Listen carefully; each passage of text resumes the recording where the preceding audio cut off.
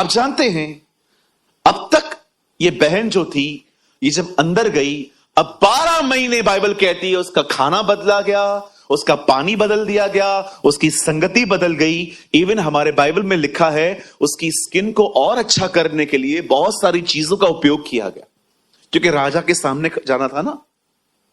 और finally Bible कहती है एस्तर पटरानी बनी। खुदा का कलाम कहता है वो क्वीन बनी, अब वो राजा की पत्नी बन गई। मैं इस स्टोरी के अंदर बहुत खुद को देख पाता हूं कि एक समय था जब परमेश्वर ने इजराइलियों को चुना, पर वो इजराइली उसके साथ विश्वास योग्य नहीं रहे, और परमेश्वर ने एक नई दुल्हन चूज की। आप हैं वो। हालेलुया। आप में से कितने लोग ये बात जानते हैं, पहली दुल्हन पे आदम ने ब्लेम किया, पर दूसरे आदम ने अपनी दुल्हन का ब्लेम उठाया। आमीन। मैं आप में से हर एक को कहना चाहता हूं, आप सब यहां पर जितने भी लोग बैठे हैं, आप उसकी दुल्हन हैं। और आपको मैं बताना चाहता हूं, बहुत जल्द आपका विवाह है। बिल्कुल, बहुत जल्द हम घर जाने वाले हैं। ओ, एक परमेश्वर के दास ने कहा, ऐसी शादी होने वाली है जो शादी खुद स्वर्ग ने भी नहीं देखी है। इन दिनों में एक परमेश्वर के दास प्रचार कर रहे थे कि हेवन में ऐसी मैरिज होने वाली है जो खुद हेवन ने भी नहीं देखी। ओह, व्हाट अ वर्ड। उसने कहा जैसे वहां तैयारियां हो रही हैं, वैसे इस तरफ भी तैयारियां करो। जब आप आराधना करते हैं, आप वचन को सुनते हैं, आप प्रार्थना करते हैं, आप आराधना करते हैं, आप हर वो काम करते हैं उसके करीब जाने के लिए, आप उसके लिए तैयार हो रहे हैं। हालेलुया। और याद रखिए इस चीज को हमेशा, वहां एक ऐसा विवाह होने वाला है जो विवाह खुद स्वर्ग ने भी नहीं देखा है। एक जश्न होने वाला है ना? कितना मजा आएगा ना। जिसके बारे में हम सुनते आए हैं उसको आंखों से देखेंगे। ओ जीसस। भाइयों, समटाइम्स आई फील, जो प्रकाशित वाक्य में लिखा है ना, वो हमारे सारे आंसू पोंछ देगा। मुझे ऐसा लगता है जब हम उसे पहली बार देखेंगे ना, इतना रोएंगे, इतना रोएंगे, इतना रोएंगे, और वो आपकी आंखों से आंसू पोंछ देगा। उस दिन यह वचन पूरा होगा, देखो उसने हमारे सारे आंसू पोंछ दिए। आमीन। एक परमेश्वर के जन ने कहा, जब वो तुम्हारे सामने मुकुट लेके आएगा, आप उसके मुकुट को देख ही नहीं पाएंगे। क्यों?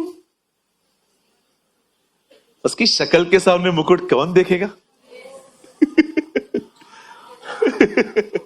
अच्छा हंस रहे भाई। How beautiful. उसकी शक्ल कितनी महान, कितनी। अब उसकी शक्ल पे कोई जख्म नहीं है। He is a beautiful Jesus. Oh, इतना खूबसूरत है वो। जब आप उसकी भुजों से टच करेंगे ना, ओ, आपको ऐसा लगेगा कि इस जिंदगी में पहली बार मुझे सच्चा प्यार मिला। आपको इतना सुकून होगा, इतना सुकून होगा, आप बोलेंगे, oh right now I am in the right arms. बिल्कुल अच्छे आर्म्स में। और मैं आपको एक बात कहना चाहता हूं, उस जीवन को पाने के लिए यहां कॉम्प्रोमाइज मत करो। यहां जो बर्दाश्त करना पड़ रहा है ना, कर लो, लेकिन वो मत छोड़ो, वो मत छोड़ो। बहुत अमेजिंग। कभी आपने सोचा है ऐसी जिंदगी जो कभी खत्म ही नहीं होगी? सोच के देखो। ब्लॉक हो जाता है दिमाग, मतलब मरेंगे ही नहीं, कभी भी नहीं, हमेशा हमेशा। आप सोच के देखो, खाली देखो, दिमाग काम कर रहा है। ऐसी जिंदगी जब कभी हम मरेंगे ही नहीं, हमेशा उधर ही रहेंगे। इवन इस युग का अंत हो जाएगा। लिखा है वहां पर न सुबह होगी न शाम होगी। दिन और रात निकल जाएंगी। अभी कैसे दिन है, शाम को रात हो जाएगी, वहां पर दिन और रात खत्म हो जाएंगी, वहां हमेशा रोशनी होगी। बाइबल कहती है खुदा के अंदर से एक नूर निकलेगा, उसी से पूरी वो दुनिया चमकती रहेगी। It's called heaven. और वो पाने के लिए क्या इधर क्या बोलो, भाषण को छोड़ दे यार, है ना, बंद कर दे। बहनों बंद कर दो गॉसिप। क्या मिलेगा, पूछो भाषण क्या मिलेगा, बंद कर दो, आज से पंचायत बंद कर दो। मीटिंग के बाद जब यहां से जा रहे हो ना, मीटिंग की कोई बुराई मत करो, ना किसी के लिए बोलो। देखा आज भी मेरे से प्रेज द लॉर्ड नहीं बोला, खुद नहीं आया, खुद नहीं आई। इसलिए मैं कहती हूं स्टॉप ऑल दिस नॉनसेंस। अब यहां से जा रहे हैं ना, हालेलुया नारे लगाते लगाते जाओ। ओ एक दूसरे को जय मसीह बोल के जाओ। छोड़ दो कोई मिलने आया नहीं मिला, आप मिलो, खुद जाओ। छोटे हो जाओगे, छोटे हो जाओगे, खुद जाओ मिलने। मैं तो सोच रहा हूं अब जब ऊपर हॉल बन जाएगा तो वहां पर लिख दूं, जाते जाते 20 लोगों से मिलते जाओ, कम से कम 20 लोग को प्रेज द लॉर्ड। कुछ लोग जस्ट अंतिम आशीष होती है, और पिता का प्रेम, प्रभु यीशु मसीह का अनुग्रह और पवित्र आत्मा की सहभागिता।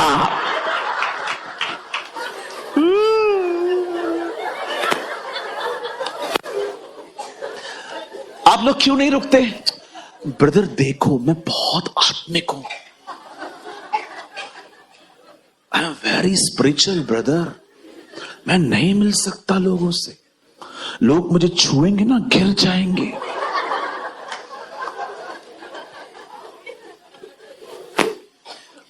पिता का प्रेम, प्रभु यीशु मसीह का अनुग्रह, पवित्र आत्मा की टच, गुम। एक बात बताओ,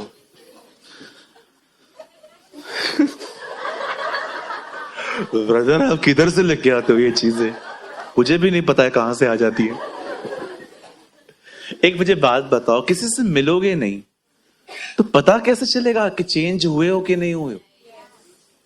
अब मैं गवाही दे रहा हूं कि मैं बदल चुका हूं, और मैं मीटिंग के बाद अपनी बहन के पास जा रहा हूं और उसे कह रहा हूं प्रेज द लॉर्ड, और वो मुझे से कह रही है प्रेज द लॉर्ड।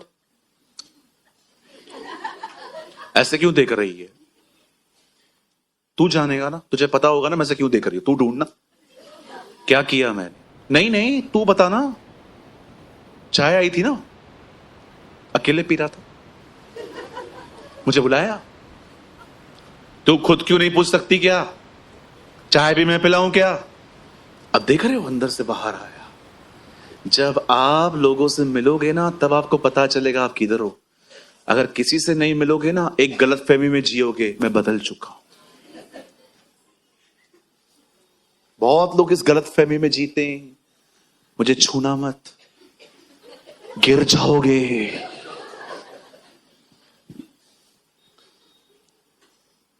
मैं एक मीटिंग में था, एक पास्टर नीचे उतरा, सब पे हाथ रखना शुरू किए।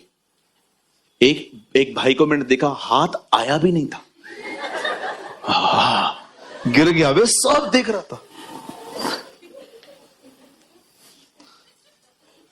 उठा और मैं गेट के बाजू में बैठा हुआ था वहां पर, हाँ बोला बोला बोला क्या है? हाँ? मैंने उसको बोला भाई साहब मीटिंग चल रही है, ऐसे बात करो। No changes. कई लोग कहते हैं पास्टर आपकी प्रार्थना से मैं गिरता क्यों नहीं हूं? मुझे क्या पता। अच्छा आपको गिरने का शौक है ना, मैं गिरा सकता हूं। अभी से काम किया करो, जब मैं किसी के लिए प्रार्थना करता हूं पीछे कोई खड़ा रहा करो, मैं धक्का देके गिरा दूंगा, या तो ब्रश ही नहीं करके आऊंगा, खुद गिर जाओ। गॉगलिंग अनॉइंटिंग।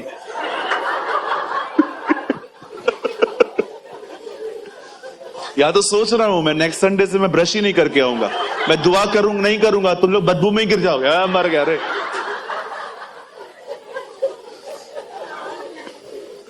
बोलो गिरना गलत नहीं है, जानबूझ के नहीं गिरना है।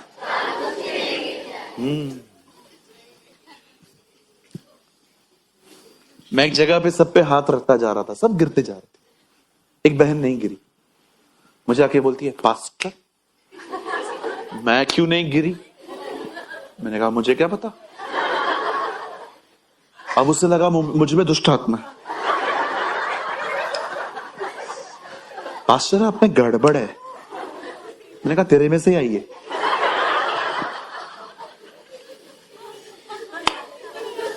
आजकल ये उठने गिरने का बहुत कॉन्सेप्ट है बाहर। बहुत लोग गिरना चाहते, एक बार जीवन में गिरना चाहता हूं, एक बार। अरे मैं तो रोज गिराऊंगा, तू आ तो सही खाली।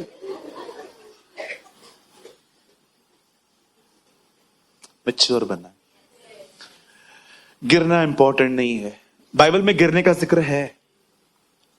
जब सुलेमान के मंदिर में तेज आया, बाइबल कहती है कोई खड़ा नहीं रह पाया, लेकिन उनको किसी ने गिराया नहीं, वो सच में नहीं खड़े रह पाए थे। जब लोगों ने यीशु से पूछा, यीशु नासरी तू है? उसने कहा मैं हूं। यीशु नासरी तू है? मैं तुम्हें कह चुका हूं, इन्हें जाने दो, मैं हूं। और जब उसे दूसरी बार कहा मैं हूं, लिखा है सब गिर गए। यीशु थोड़ी गया, मैं हूं।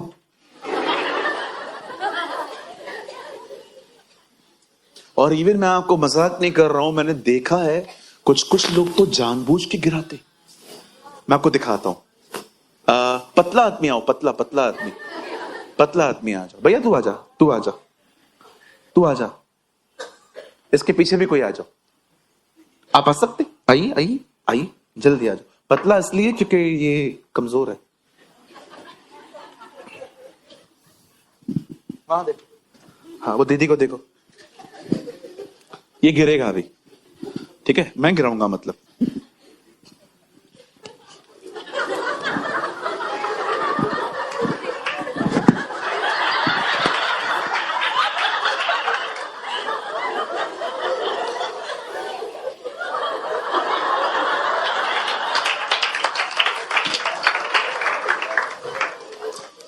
तू गिरा कि मैंने गिराया? आपने गिराया है। तू मेरा सच्चा यार है। बैठिए, जाइए भाई, ऐसे नहीं करना है। बोलो बाजोले को, ऐसे नहीं करना है। एक बहन को कहां से कॉल आया, एक आदमी ने उसको बुलाया, कहा हमें लीड हुआ है आपके सर पे हाथ रख के दुआ करने की, लेकिन पैसे लगेंगे। और वो लोग चले गए। तो मुझे आके बता रही थी, यहां की नहीं है, बाहर की है। वो कह रही थी पास्टर जी एक आदमी आया, वो रखता गया। तो मैंने कहा कितने पैसे लिए? बोला 10,000 रुपए लिए। मैंने कहा मुझे 5,000 दे दे, मैं सारा दिन करता रहूंगा।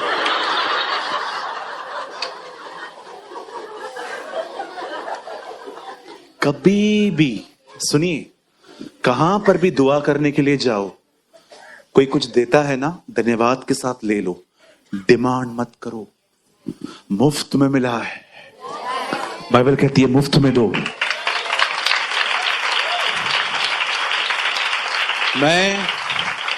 अगर मैं कभी किसके घर पे जा पाता हूं, मैं दुआ करके निकल आता हूं। ये भक्ति कमाई का साधन नहीं है। अगर आपको कोई कुछ देता है, धन्यवाद के साथ लो, क्योंकि ये उनके लिए भी ब्लेसिंग है। अगर कोई आपको देता है ना, प्रभु उसको भी देता है। इवन हमारी बाइबल कहती है कि तुम दो तो तुम्हें भी दिया जाएगा, लेकिन वहां खड़े रहना।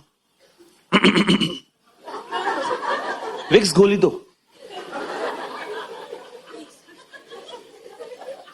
आपके घर में कोई भी प्रार्थना के बाद आके खड़ा हो जाता है, उसको बोला हाँ विक्स की गोली लो, खिंच खिंच दूर करो। खड़ा थोड़ी रहना है। ब्रदर, बाइबल में कहां लिखा है ये सब? 3 यूहन्ना में, वे उसके नाम के लिए निकले हैं और अन्य जातियों से कुछ नहीं लेते। रीड, हमारी बाइबल कहती है, चेलों के बारे में लिखा है, वो उसके नाम के लिए निकले हैं और अन्य जातियों से कुछ नहीं लेते। They never ask. हालेलुया, बोलो यीशु मसीह की। आप जानते हैं जब फाइनली एस्तर चूज की जाती है, बहुत ध्यान से सुनिएगा, दिस इज अमेजिंग। जब एस्तर रानी बनती है, उन दिनों में एक और आदमी का प्रमोशन होता है दरबार के अंदर। इसका नाम था हमान। आइए बोलिए, विलन आया है। हाँ, अब हमान का भी प्रमोशन हुआ। और जानते हो, जब हमान नीचे उतरता था दरबार के, सब उसके सामने खड़े हो जाते थे।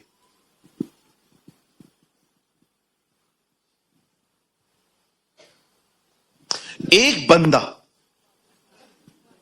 ऐसे खड़ा रहता था। ये बात इसको बड़ी चिढ़ लगती थी, और वो व्यक्ति था एस्तर का चाचा, क्योंकि वो व्यवस्था जानता था, तू अपने परमेश्वर को छोड़ और किसी को प्रणाम मत करना। Oh hallelujah. मेरी बाइबल कहती है, जब जब जब हमान नीचे उतरता था, एक अकेला बंदा होता था, सबके बीच पे खड़ा रहता था। ही नेवर बाउ, वैसे खड़ा रहता था। मैं क्यों झुकूं? अरे तू क्या, राजा भी उतरे तो भी ना उतरूं, क्योंकि हमारी व्यवस्था में लिखा है, हमारे प्रभु का आदेश है, हमारे खुदा ने हमें कहा है, तो केवल उसी को। इवन शैतान ने भी यीशु मसीह को यही कहा, मेरे सामने झुक। यीशु ने पहले यीशु ने खाली वचन कहा, वचन वचन वचन, लेकिन बाद में यीशु ने कहा दूर हो। He is angry that time. Read it. पहले 2 जगहों पर से वचन कहा, वचन वचन वचन।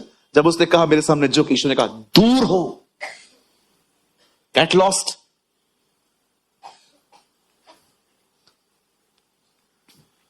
मुझे लगता है यीशु मसीह ने एक्चुअली ये कहा, औकात में रहे।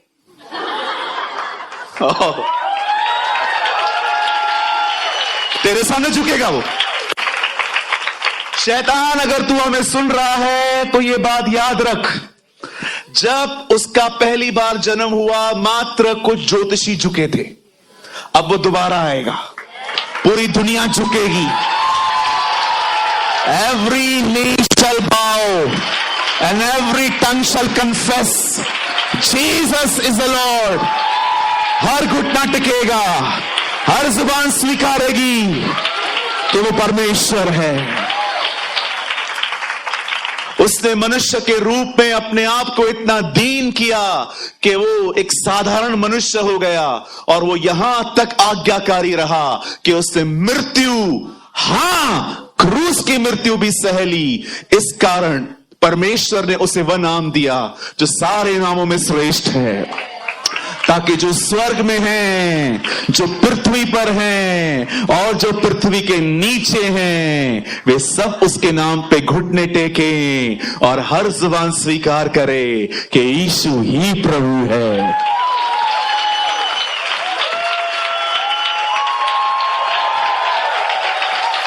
Hallelujah. Oh, the fire of God is here। आप उसका नाम लेते रहो, आपके बीच में अग्नि आ जाएगी। हालेलुया। आप जानते हो, हमारी बाइबल कहती है, खुदा का पाक कलाम कहता है, जब वो नीचे उतरता था, जो राजा के हाथों से सम्मानित हुआ था, एक हमान को देखकर मौत रखे कभी नहीं झुका। He never bowed। मेरे को जो कीमत चुकानी पड़ेगी मैं चुकाऊंगा, लेकिन मैं झुकूंगा नहीं। इसे बहुत बुरा लगा था। एंड एक दिन इसने इस बात को जानने की कोशिश की, ऐसा क्यों करता है। तब उसे पता चला कि एक्चुअली ये यहूदी है, और उसे राजा को जाके बीच में कहा, राजा आपको पता है हमारे बीच में ऐसे लोग रहते हैं जो आपकी बनाई हुई नीतियों का पालन नहीं करते। आप इतिहास पढ़ के देखो, ये विद्रोही समाज है। अगर आप आज्ञा दें, मैं इन लोगों को मार के जो कुछ इनका मिलेगा वो राज भंडार में पहुंचाऊंगा। राजा ने कहा, गो अहेड, कर जो करना है। अब बाइबल कहती है, फतवा जारी हुआ, सारे यहूदियों को कहा गया, तैयार हो जाओ, तुम्हारा कत्लेआम होने वाला है। ये बिल्कुल वैसा ही था जैसे हिटलर के दिनों में होता था। 60 लाख यहूदियों को उसने चेंबर में जलाया जिंदा, क्योंकि वो कहता था 3rd वर्ल्ड वॉर इनकी वजह से हुई थी, 2nd वर्ल्ड वॉर वो उसका रीजन मानता था। वो कहता था 2nd वर्ल्ड वॉर में क्योंकि जर्मनी को हार का सामना करना पड़ा था। जानते हैं, जब ये फतवा जारी हुआ उन दिनों में, मौद्रके को पता चल गया हम सब मरने वाले हैं, लेकिन उसको पता था मेरी बच्ची जिसको मैंने पाला है वो पटरानी है। और उसे संदेश पहुंचाया कि देख, शायद खुदा ने तुझे इसी काम के लिए चुना था, हमारे लिए बात कर। रानी ने साफ साफ कह दिया, राजा की आज्ञा के बगैर मिलना गुनाह है। 30 दिन से मैं भी नहीं मिली हूं, पर मैं काम करती हूं, मैं एक रिस्क उठाऊंगी, लेकिन मेरी रिस्क के पीछे तुम लोग उपवास करना। मैं जाऊंगी, मर गई तो मर गई। आप जानते हैं ये वही दिन थे जब फतवा जारी हुआ था।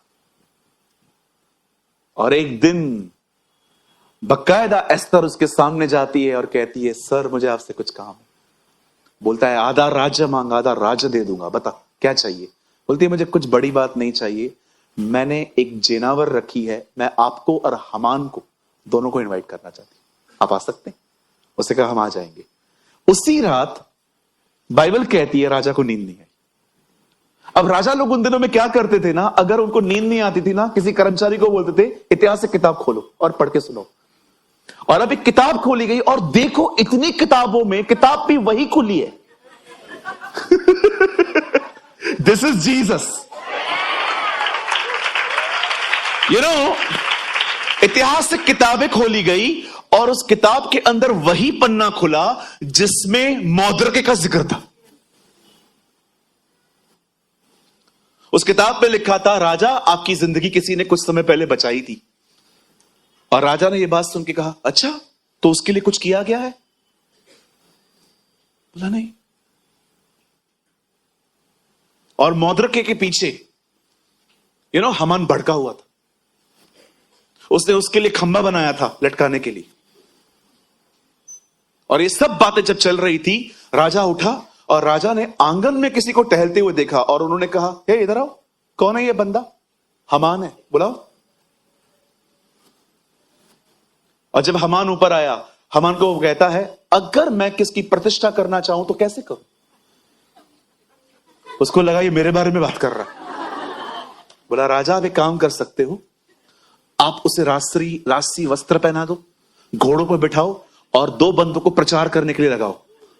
उसने कहा, कर तैयारी।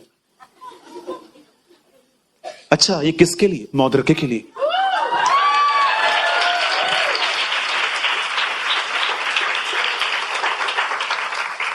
आप विश्वास कर सकते, जिस आदमी को वो नीचे गिराने पे लगा था, उसी आदमी से उसका सम्मान करवाया गया। मैं क्या बोलने की कोशिश कर रहा हूं? मैं मात्र आपको इतना बताना चाहता हूं, मेरे भाइयों, मेरी बहनों, आज से बहुत समय पहले शूशन राजगढ़ में बाइबल कहती है, मौद्रके नामक एक व्यक्ति ने वहां के राजा की जिंदगी बचाई। लेकिन आप जानते हो उसका यह परिश्रम दब गया, उसकी ये मेहनत जो थी वो दब गई थी। लेकिन एक दिन बाइबल कहती है, भले ही वहां पर परमेश्वर का नाम नहीं है, लेकिन मैं ये विश्वास करता हूं वो किताब खुदा ने खुलवाई। और जब उस किताब को खुलवाया गया तो उसमें उसका नाम था।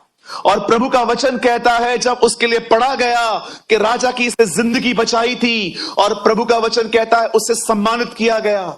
मैं आप में से हर एक को कहना चाहता हूं, हो सकता है आपने भी जीवन भर परिश्रम किया है, आपने भी बहुत दुआएं की हैं, हो सकता है आप भी उन लोगों से अच्छा चले हैं जिन्होंने आपके पीठ के पीछे आपकी इमेज के साथ मजाक किया, खिलवाड़ किया, बहुत कुछ किया, लेकिन आपने कभी अपने मुंह आपने कभी उनके खिलाफ नहीं खोले।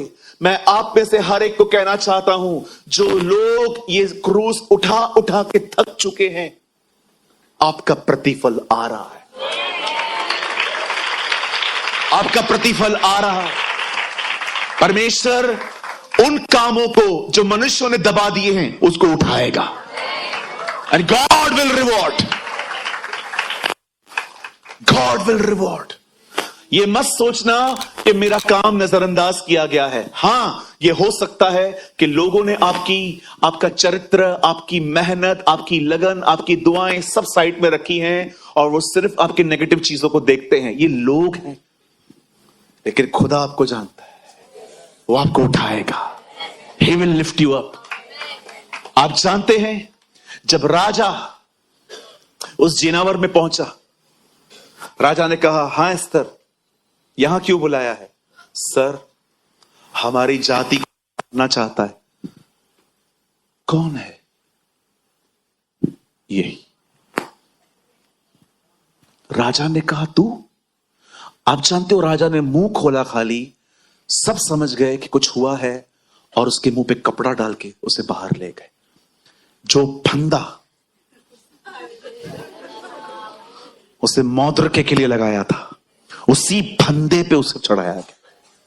मैं आपको कहना चाहता हूं, जो फंदे शैतान ने आपके लिए बनाए, परमेश्वर उन्हीं फंदों पे उसको चढ़ाएगा।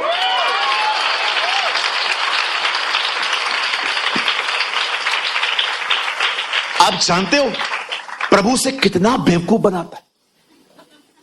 मैं मजाक नहीं कर रहा हूं, मैं बहुत जल्दी किताब लिखूंगा। मूर्ख को और मूर्ख बनाया जा रहा है। कभी कभी कहते हैं, brother, you are always saying God is a good God, but if he is a good God, why allow all this things? गरीबी, बीमारी, तकलीफें। आप कहते हो प्रभु भला परमेश्वर है। एक भला परमेश्वर अपनी पृथ्वी पे ये सब होने दे रहा है? मैं कहता हूं, बहन भाई, फायदा है। अगर शैतान हमें न सताता, हम यहां कभी नहीं आते।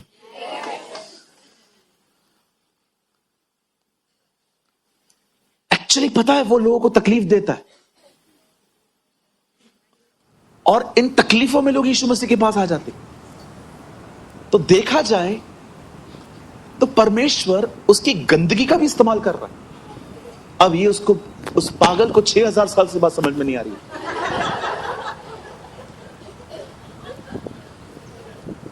खुदा मूर्ख को और मूर्ख बना रहा है।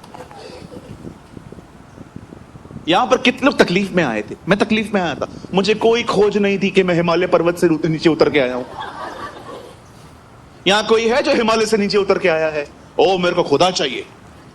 कोई नहीं आया हमारे पास आज तक। मेरे पास तो कोई भी नहीं आया जो पहली मीटिंग में आके कहे, ब्रदर, आई वॉन्ट जीसस, मुझे आपके खुदा को समझना है। कोई भी नहीं। मीटिंग के बाद मिलो, सब तकलीफें ही बताते हैं। मैं मर गया, मैं जी उठा, मैं ये, मैं वो, सब प्रॉब्लम ही बताते। प्रॉब्लम दी किसने? खुदा ने। बाइबल कहती है, he is the author of all problems. जब खुदा ने इंसान बनाया था तो बहुत खूबसूरत जिंदगी दी थी। अदन की वाटिका स्वर्ग से कम नहीं थी। कोई प्रॉब्लम नहीं था। मैं सोच भी नहीं सकता कि आदम रात को ऐसे सोता होगा वहां पर। कोई मच्छर नहीं थे, कोई मक्खियां नहीं थी, न कीड़े काटते थे। बड़ी अच्छी सुंदर जिंदगी प्रभु ने दी थी। No mosquito bite. ये सब जब आदम ने शैतान को दुनिया का स्वामी बना दिया ना, सब वहां से स्टार्ट हुआ। आज देखिए शैतान क्या कर रहा है।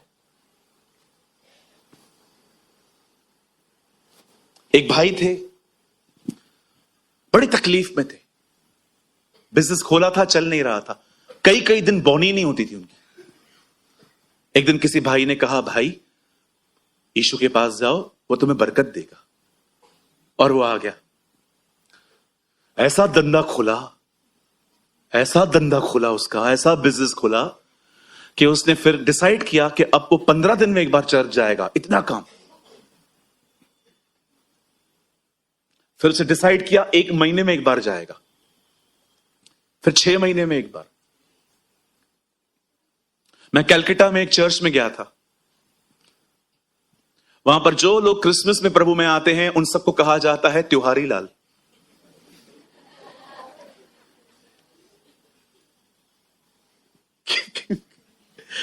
ओके, आप त्योहारी लाल ना बने।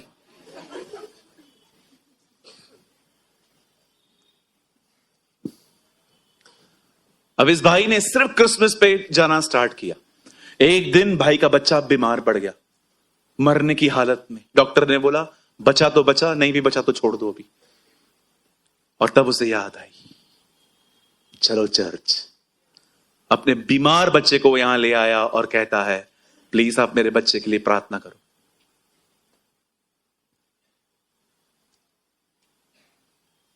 तब उस बुद्धिमान एल्डर ने प्रार्थना की, प्रभु से चंगा कर। और धन्यवाद प्रभु, जो काम हम नहीं कर पा रहे थे वो बुखार ने कर दिया।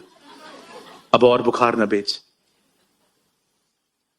Sometimes God allow us, he never send, वो बेचता नहीं है, वो अलाउ करता है कि आप पे दुनिया कभी कभी चढ़ाई करे। मेरे भाइयों, मेरी बहनों, याद रखिए 2025 आपके रिवॉर्ड का ईयर है। 2025 is the year of your reward। जो मेहनत, जो परिश्रम आपने किया है वो खोला जाएगा, खोला जाएगा।